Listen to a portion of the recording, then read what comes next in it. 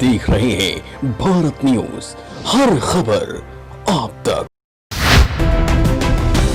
Malviya road के ब्राह्मण महासभा कार्यालय के बगल में स्थित अनाथालय के करोड़ों रुपए की जमीन पर कब्जा करने का मामला सामने आया है।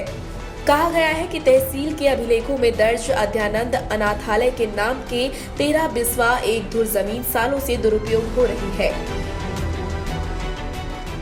उक्त जमीन पर 1.5 दर्जन व्यावसायिक प्रतिष्ठान और नर्सिंग होम संचालित हो रहा है। किराए के रूप में हर माह भारी धनराशि वसूली जा रही है। टैक्स की चोरी भी की जा रही है। 100 रुपए के स्टैंप पर किराएनामे का अनुबंध किया गया। स्टैंप की चोरी करने की नियत से किराएनामे का पंजीकरण भी कराया गया। बताया गया कि सड़क के किनारे के जमीन की मालियत वर्तमान में 10 से 20 करोड़ आंकी गई है। एडीएम रमेश चंद्र ने पहले लेखपाल से जांच कराई और उस रिपोर्ट के आधार पर तहसीलदार को टीम बनाकर जमीन की पैमाइश कराने का आदेश दिया। ब्राह्मण मालवीय रोड स्थित ब्राह्मण महासभा के बगल में करीब 25-30 साल पहले यहाँ अनाथालय हुआ था। क्योंकि मैं भी उसी अनाथालय में पढ़ा हूँ, मेरा भी बचपन वहीं गुजरा है, इसीलिए हम लोग इसे जानते हैं। अनाथालय हुआ था, यहाँ बच्चे रहते थे, लेकिन धीरे धीरे करके अनाथालय के जो भी संचालक हैं उन्होंने इसको कब्जा करना शुरू कर दिया और धीरे धीरे इन्होंने करीब 1.5 दर्जन दुकानें बना ली, नर्सिंग होम बना लिया और अनाथालय समाप्त हो गया। ये कम से कम ये सरकार की जो ज़मीन है ये तहसील वालों को भी नहीं मालूम था कि हमारे नाम ये ज़मीन है। ये गाटा संख्या 99/2 ये गाटा संख्या है, जिसकी ये 13 बिस्वा एक धूर ज़मीन है ये, जिसकी कीमत लगभग 20 करोड़ रुपये है। अब इसकी शिकायत की गई है। एडीएम ने इसे जांच के आदेश तहसीलदार साहब को दिए हैं और अगर ये ज़मीन खाली वापस हो जाती तो ये सरकार के काम भी आएगी और सार्वजनिक रूप से इसका उपयोग। जब तक इस पर कब्जा करना चाहते हैं, ये सन 2000 से विनोद शंकर चौबे जी कमिश्नर थे, उस वक्त से भी उनको इस बात को लेकर के लोगों ने प्रयास किया।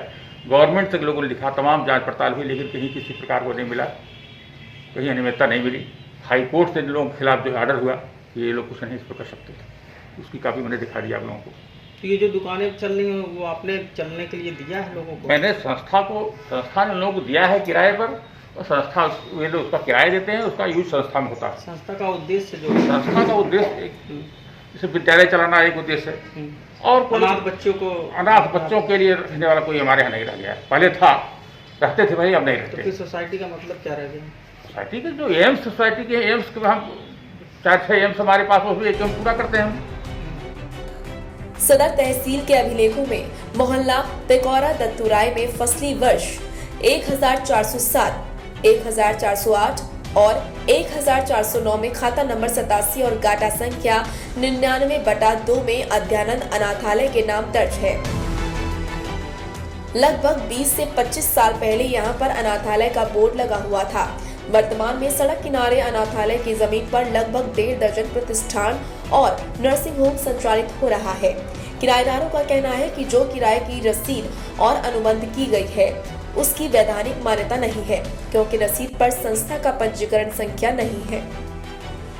इस पर सर क्या कार्रवाई? इस संबंध में पूर्व में मेरे द्वारा ये निर्देशित किया गया था कि बस्ती शहर की ऐसी जो ज़मीनें हैं जो राजस्व विभाग में शासकीय भवनों के नाम अंकित है और उन पर किसी और का कब्जा हो गया है, उसकी एक पूरी सूची तैयार की जाए और उसके बाद जो संगत धाराएं हैं उसके अंतर्गत कार्रवाई सुनिश्चित की जाए। इस संबंध में जो आपके द्वारा बताया गया है कि अनाथालय की ज़मीन पर कतिपय लोगों ने निर्माण करा लिया है, तो ये प्रतीत होता है कि निर्माण कुछ पुराने हैं।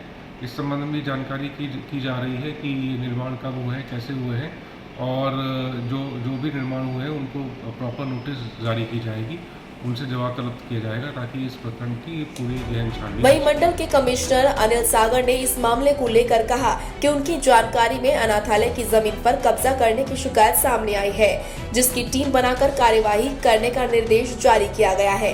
अनाथालय की जमीन को कानूनी तौर पर खाली कराया जाएगा। Bureau report, Bharat news.